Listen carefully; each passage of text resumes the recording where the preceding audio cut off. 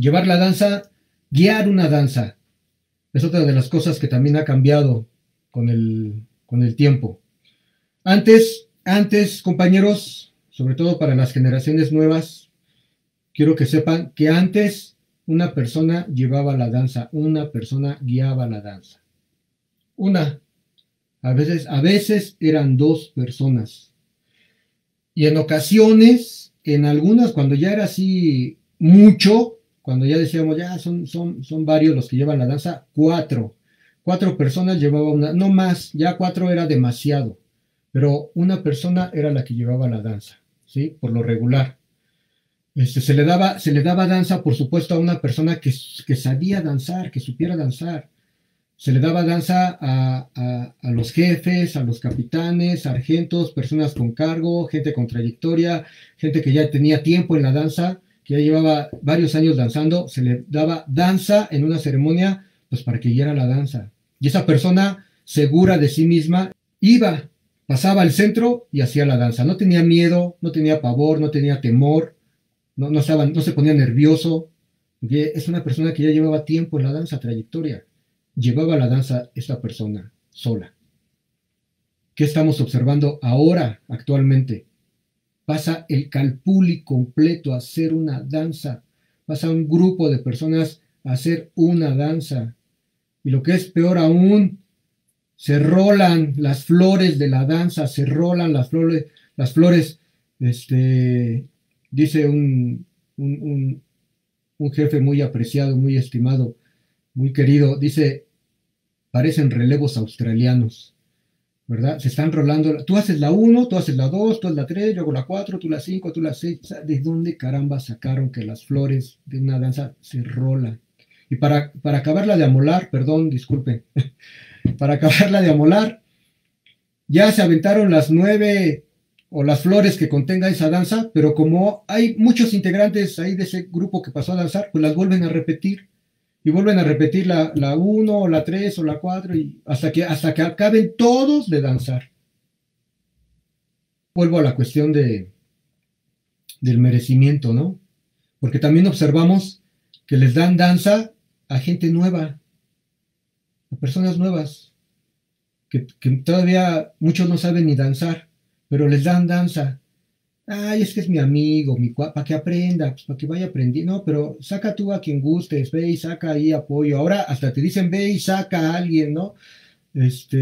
Cuando antes se le daba danza a uno era porque él ya se sentía seguro para hacerla. Hoy le dan danza a una persona, hemos visto en ceremonias, y ya está buscando a ver a quién va a pedir ayuda, a quién le va a decir que le ayude, que me acompañe. Saco toda mi banda, saco a mis compadres, saco a mi novia, a mi novio y al cuñado, y a ver a quién saco para sentirme fuerte, para que me apoyen, para que pues, ahí lo sigan a él. Yo ahí ya nada más pues, hago ahí un montón, ¿no? Que lo vean al otro danzar, al que sí sabe. Entonces, ¿para qué le dieron danza a él?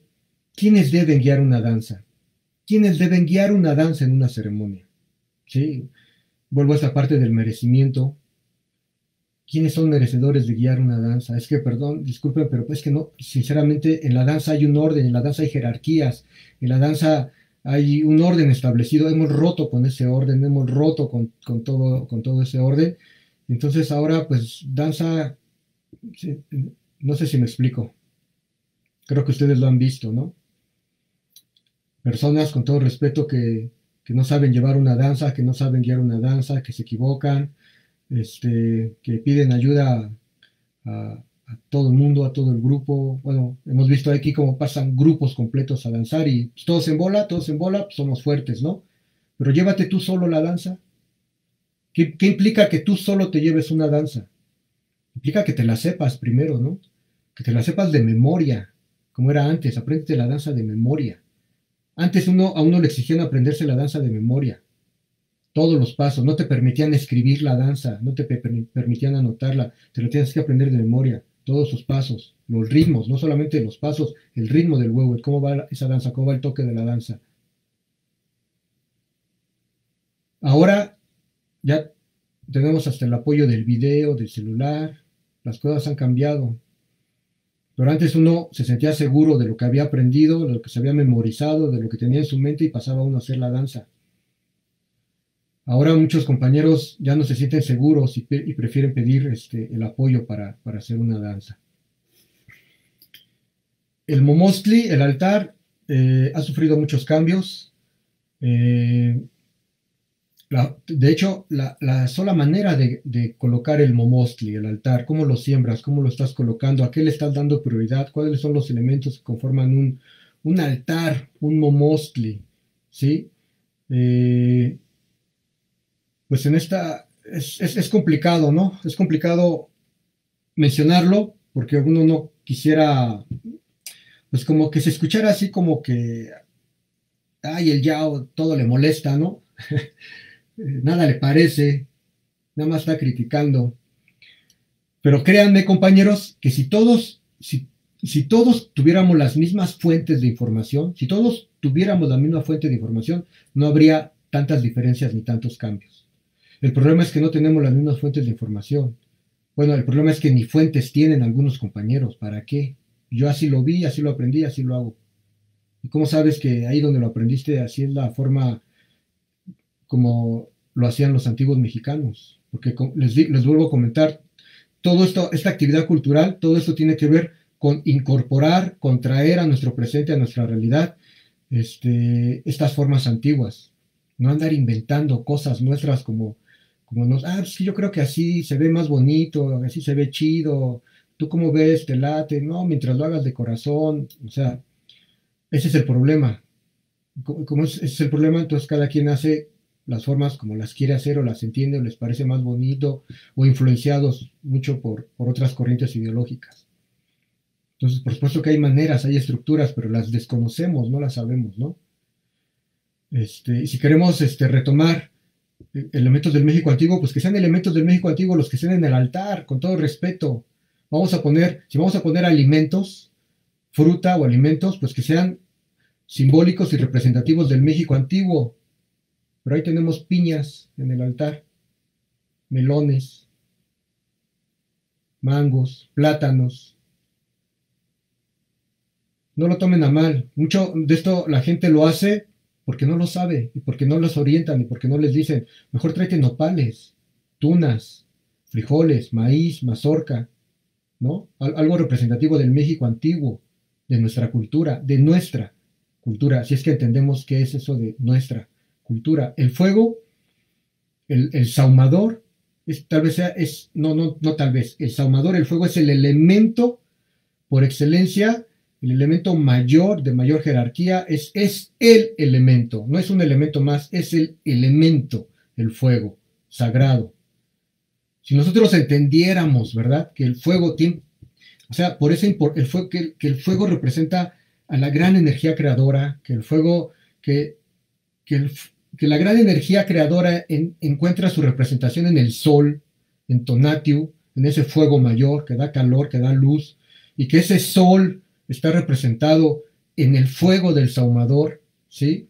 Tenemos una representación ahí en el sahumador del sol de Tonatiuh y del gran espíritu, de la gran energía creadora, ¿sí? Ahí en el fuego, por tanto es tan sagrado el fuego y que ocupa un lugar privilegiado en el altar, que ocupa un lugar central en el altar. El fuego siempre tiene que estar en el centro del momostli, ese es su lugar. Podemos ver, por ejemplo, el códice de Herbari Mayer, ¿sí? Donde vemos la figura de Xiuhtecuhtli en el centro. Esta primer lámina del códice que muestra los 4 rumbos, y muestra 2 señores por cada rumbo, y muestra los árboles sagrados, y muestra las aves en cada árbol.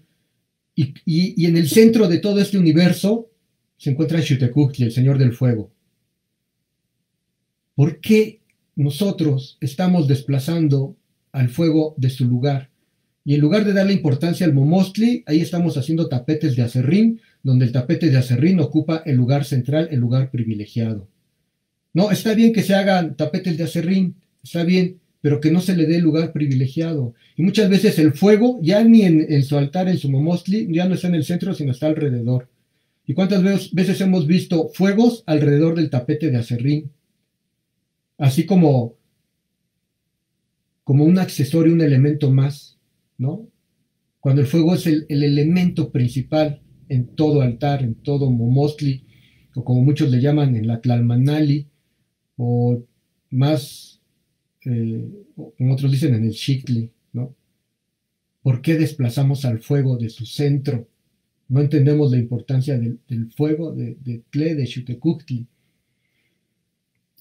Y bueno, ya no voy a ahondar en todos los demás elementos por cuestión de tiempo, pero bueno, vayamos a la siguiente pregunta. Entonces, no se trata nada más de estar viendo, ¿no?, qué es lo que ha cambiado y todo eso, sino tratar de entender y comprender por qué se han dado todos estos cambios. ¿Cuáles son las causas? ¿Cuáles son los factores? ¿Qué ha sido, qué es todo aquello que ha producido, que ha generado estos cambios en la danza azteca? ¿Se lo han preguntado? Ah, compañero de la danza, ¿te has hecho alguna vez la pregunta, qué está ocasionando todos estos cambios? O jamás habías puesto atención en eso, no lo habías observado, no te interesa, no importa, mientras lo hagas de corazón, todo está chido. ¿Alguna vez te has preguntado qué está causando todos estos cambios en la danza azteca?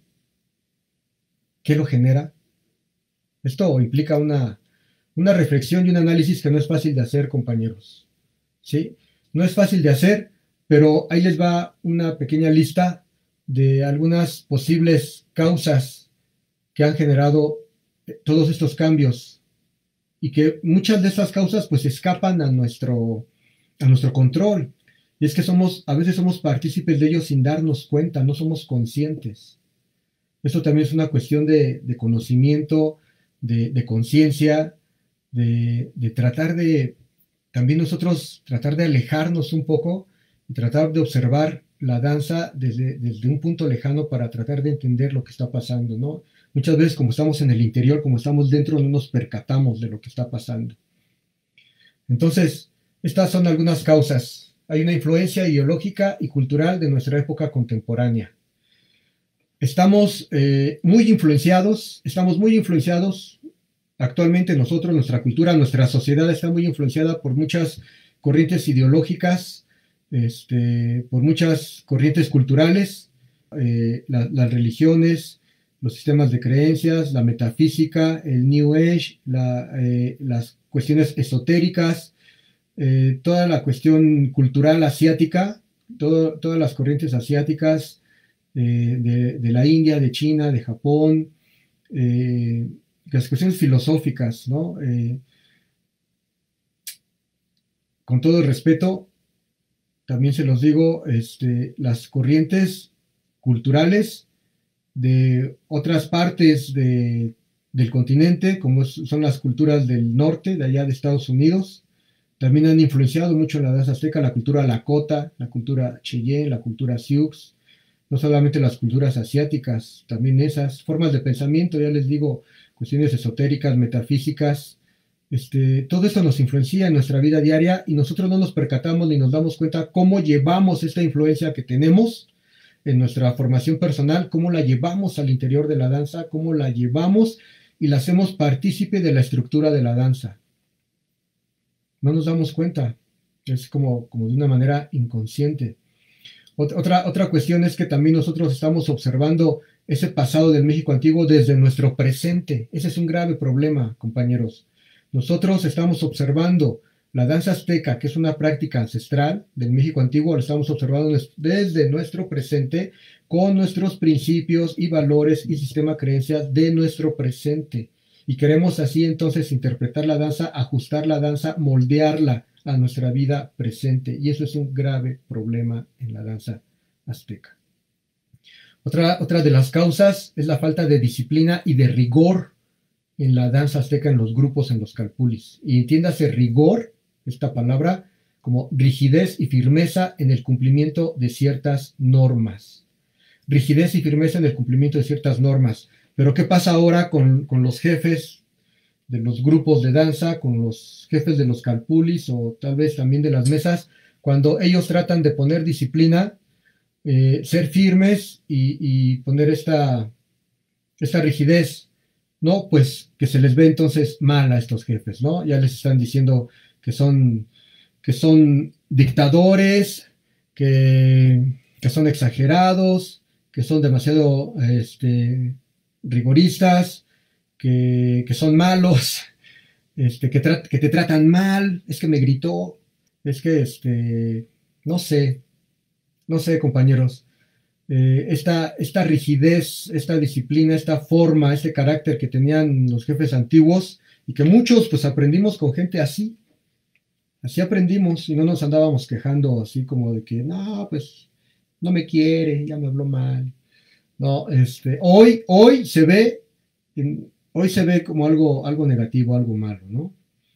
El discurso ha cambiado, el discurso ha cambiado y ha influenciado también a la danza azteca. Otra de las causas es el desconocimiento de la cosmovisión del México antiguo. Hay un desconocimiento, con todo respeto, hay muchos danzantes que realmente desconocen lo que es la cosmovisión del México antiguo. Como desconocen esta cosmovisión, entonces, pues hacen cambios, transformaciones, modificaciones a su manera de ver, a su manera de interpretar la historia, a su manera de entender cómo podrían o debieron haber sido tales cosas del México antiguo, rituales, lo hacen a su cosmovisión, no a la cosmovisión del México antiguo. Eso es un grave problema. Por supuesto que hay un desconocimiento de lo que es una tradición.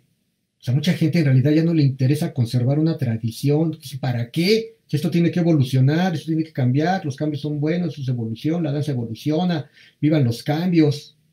Mucha gente ya no le interesa conservar una, no observan, no se dan cuenta, o sea, o mejor dicho, a veces ni entienden lo que es una tradición. Ni siquiera entienden lo que es una tradición, pero se asumen dentro de una tradición. He escuchado muchos que dicen, no, pues yo formo parte de una tradición, yo soy de la tradición, no hablo, perdón, no estoy hablando aquí de los compañeros de los danzantes de tradición conchera, porque ellos sí son de una tradición. La tradición conchera sí es una tradición.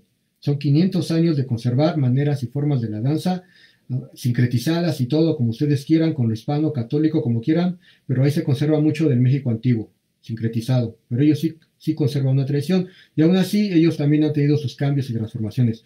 Pero yo hablo de los danzantes de mexicanidad, de la mexicayot, que dicen que se asumen dentro de una tradición. Yo soy de la tradición dancística. Pues, ¿cuál tradición, compañero? Perdón, con todo respeto. Para empezar, la mexicayot no es una tradición. El movimiento de la danza, hablando específicamente de la danza de mexicanidad, que ahora le llaman cultural, eso también ha cambiado. A mí me gusta más el término mexicayot, así lo entendíamos todos. Ahora le dicen cultural. Esta danza de la mexicayot, la danza per se propiamente dicha, se empezó a conformar, se empezó a construir a finales de los 80 y principios de los 90, como danza. Entonces, esto tiene alrededor de 30, 35 años, no más. Esto no es una tradición, apenas se está construyendo. Pero si nosotros queremos entender la tradición como la parte histórica y cultural que estamos tratando nosotros de realizar en la danza de mexicanidad, entonces, ¿por qué no hemos tratado de entender que esos elementos se deben de mantener, de conservar? Y no cambiarlos, modificarlos constantemente. Y es que en realidad, como les digo, mucha gente no le interesa conservar una tradición. En realidad no. Hay una falta de enseñanza adecuada a las nuevas generaciones. No hay alguien, un organismo, no existe un acuerdo para las nuevas generaciones de jóvenes, de danzantes que se están incorporando a la danza. De cómo educarlos, cómo formarlos, cómo hacerle, o sea, el danzante, el joven llega, observa, ve, le dice, tú métete, tú danza, tú síguenos, hazlo así, vaya, pues, la forma de educación del danzante creo que también está contribuyendo mucho a una continuidad, pero de errores garrafales dentro de la danza azteca, ¿no? No sé si me explico, compañeros. No hay una enseñanza adecuada porque esta enseñanza pues no está tampoco fundamentada ni se encuentra bien informada. Hay mucho trabajo por hacer. Hay mucho trabajo por hacer al interior de la danza azteca, dentro de cada grupo, dentro de cada calpulli. El entorno social, por supuesto que también ha influenciado mucho la danza azteca. La danza no es lo mismo la danza azteca de la ciudad, de un lugar urbano, a una danza azteca en el campo, en provincia, no es lo mismo. La gente de los pueblos, la gente de las comunidades indígenas o de los pueblos o en provincia, son personas más conservadoras y más tradicionalistas. Ellos sí entienden lo que es conservar una tradición, porque eso es de mi abuelo, me lo enseñó mi abuelo, mi abuela, es bonito las tradiciones, conservarlas, nuestra forma de vestir, de comer, de hablar, la lengua. Ellos sí entienden lo que es, pero no pasa lo mismo con la gente de la ciudad, chicos. Para los que vivimos en una ciudad, tradición significa retraso y cambio significa progreso, evolución. Para un citadino, para la gente, para una ciudad, el cambio incluso es necesario.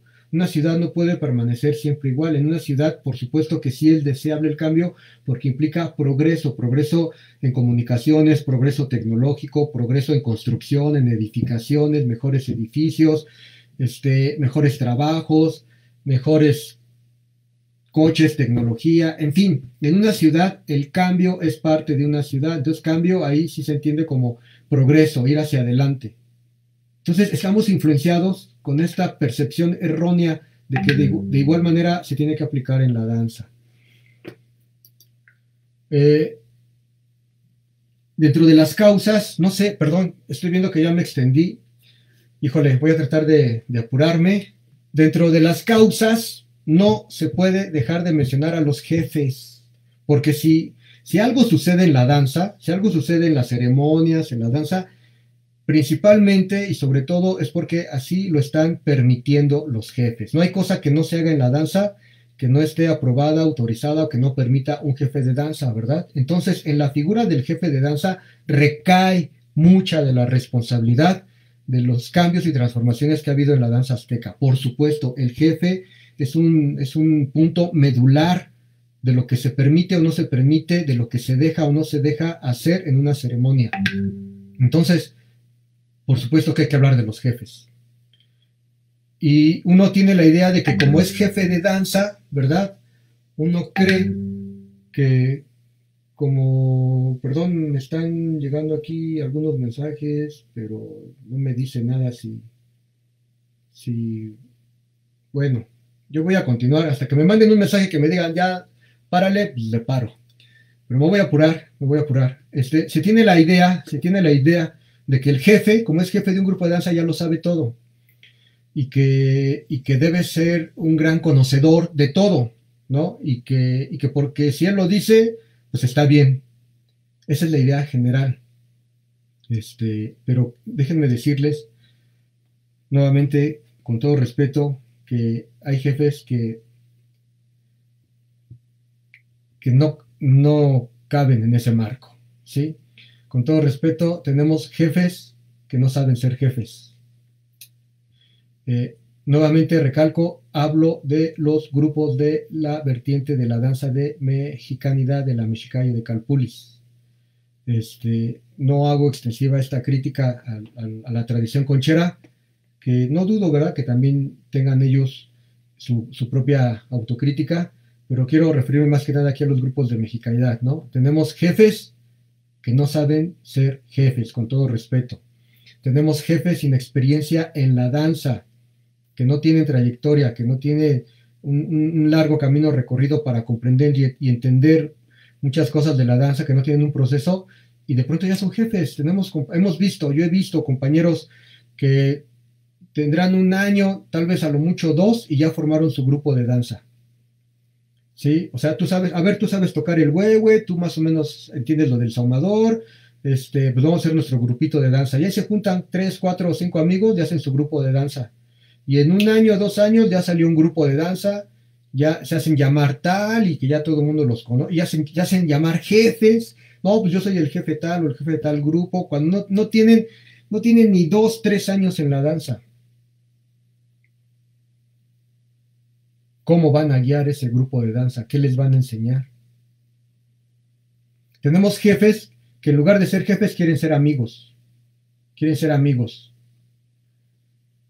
Y entonces, por querer quedar bien, ¿no? Por tener una figura que sean vistos como buenos. Ay, es que es buen jefe. Todo nos dice que sí, es buen cuate, me trata bien, no me regaña, no me dice nada, pues me dice que así está bien, es buen amigo.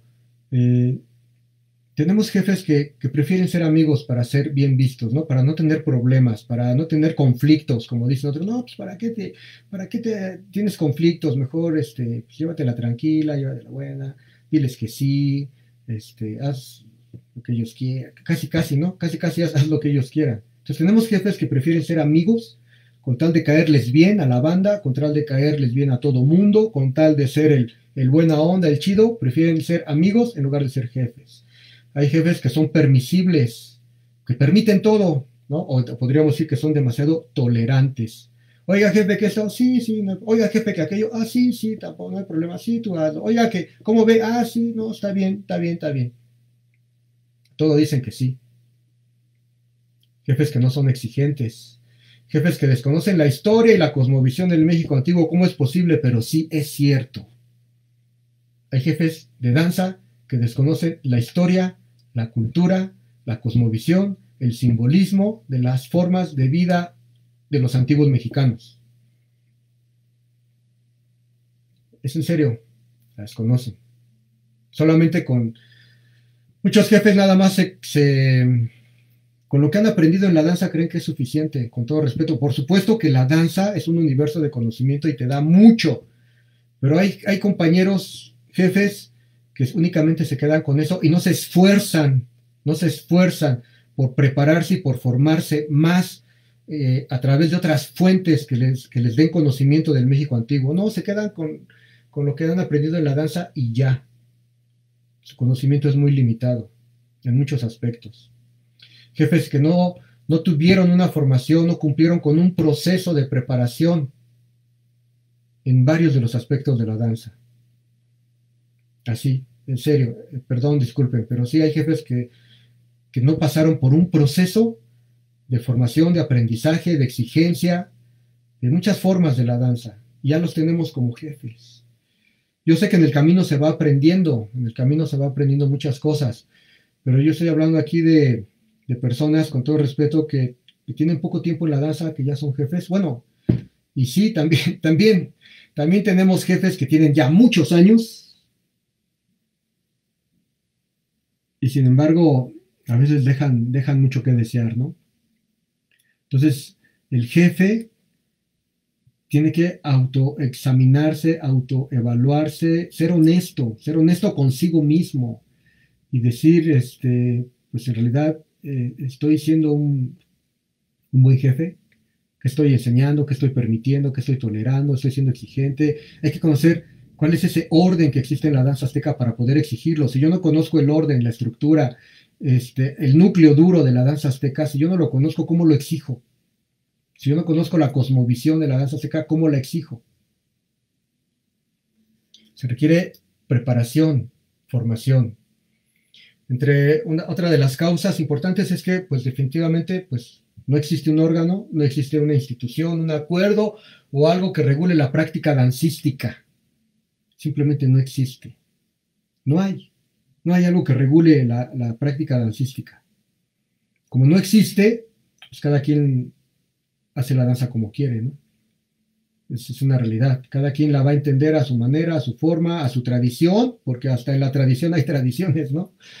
No, es que yo vengo de tal mesa, de tal vertiente, así lo hacíamos así, acá, nosotros aquí, allá, estos aquí. O sea, dentro de la tradición de pronto se forman muchas tradiciones, grupos, como, bueno, cada quien va a hacer como lo quiera hacer, porque no hemos tenido la capacidad de organizarnos para crear una institución, un acuerdo, vaya, dejen ustedes una institución, un acuerdo de cómo vamos a trabajar las danzas, no sé, unificar criterios.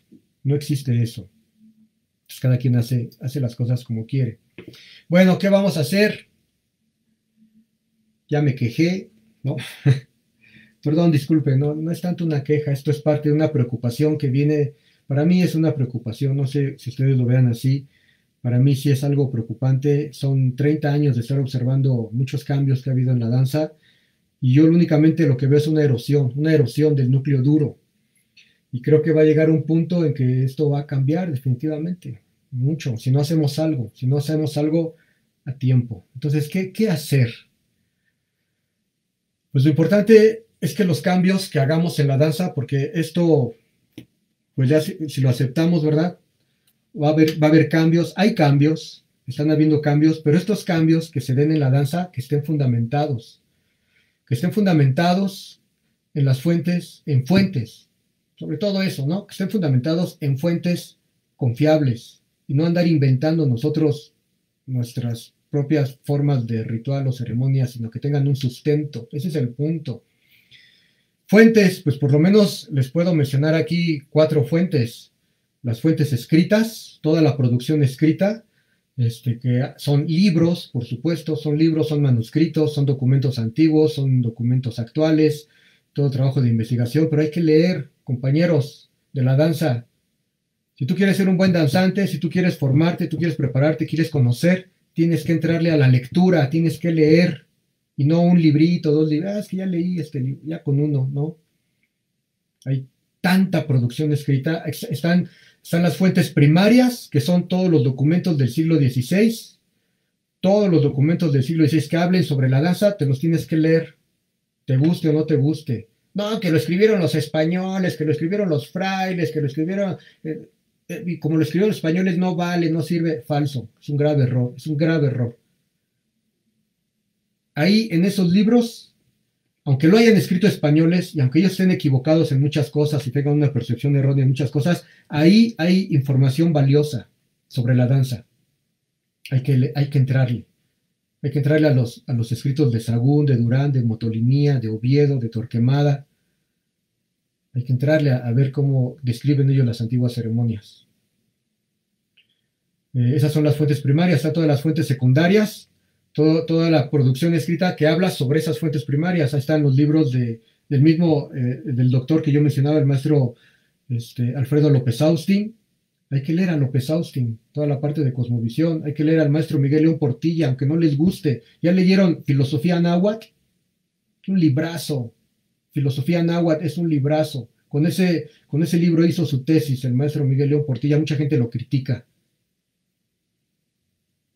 Mucha gente lo critica y no lo han leído.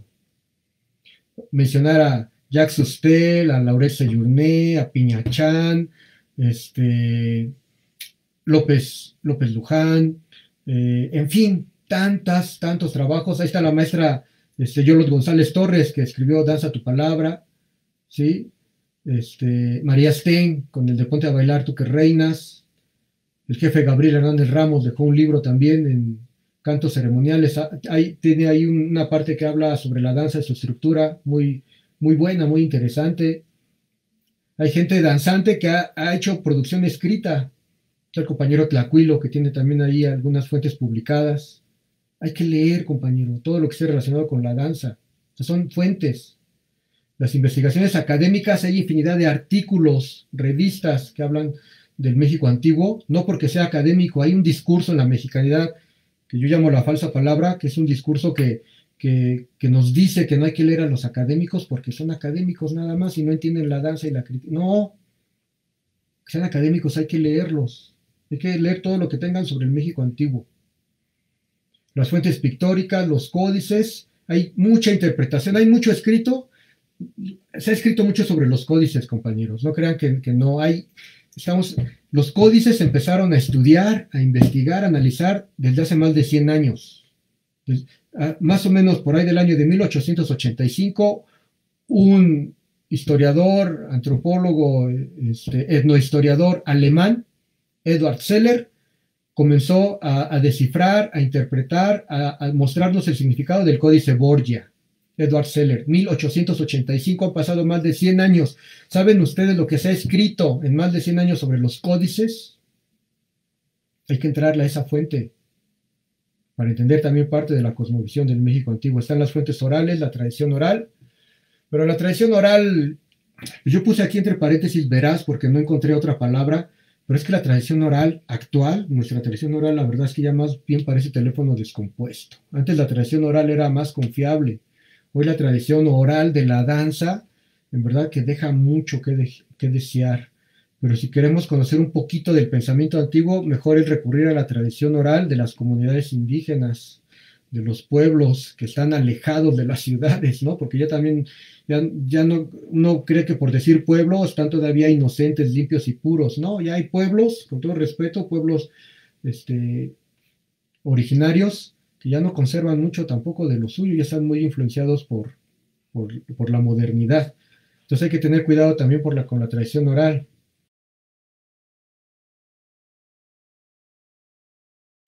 La lengua náhuatl se enmarca en la tradición oral y es una fuente también muy importante para conocer la cosmovisión del México antiguo. Están las fuentes arqueológicas y todos los estudios, investigaciones que se han hecho. Todo eso nos acerca a la cosmovisión del México antiguo y entender mejor la estructura de la danza, sus principios, sus fundamentos. Tenemos que unificarnos, compañeros.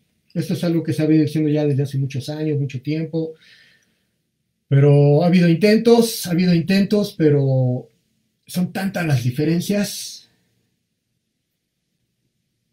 y también los egos que hace difícil, pero en algún momento tenemos que crear acuerdos, unificar criterios para poder de algún modo poder evitar esta erosión que se está dando con tantos cambios y tantas transformaciones en la danza azteca. Conclusiones, entonces, los cambios son inevitables, sin embargo, es tiempo de que empecemos a unificar criterios, de que nos unamos, de que nos fortalezcamos en la unión, de que pese a algunas marcadas diferencias que podamos tener, pues podamos todos trabajar en armonía, en bien de un objetivo común. Y este objetivo común es realmente conservar una tradición, conservar el núcleo duro de la danza azteca. Ahora nos compete a nosotros, a esta generación, compañeros, hablo de esta generación actual que estamos viviendo esto, están escuchando esto, esta generación nos compete asumir esta responsabilidad dancística que nos fue heredada.